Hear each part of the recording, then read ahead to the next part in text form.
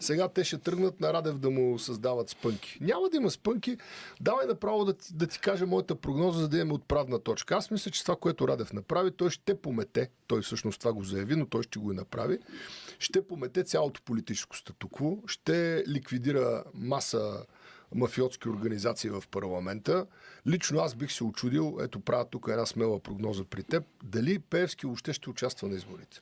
Защо? Според мен вариант е, аз не виждам как той ще участва, защото това ще бъде разхищение на енергия. Той в момента да прави друго, да урежда битието си от тук насетне извън политиката. Радев днеска ги извади всички извън политиката. Пеевски и Борисов повече няма да са с власт в България. Те няма как да задържат властта при положение, че има политически субект, за който ще гласува масово българския народ. Румен Радев днес се обърна и към 2/3 от българите, които не са гласували. Тази 1/3 ще отиде на урните за Румен.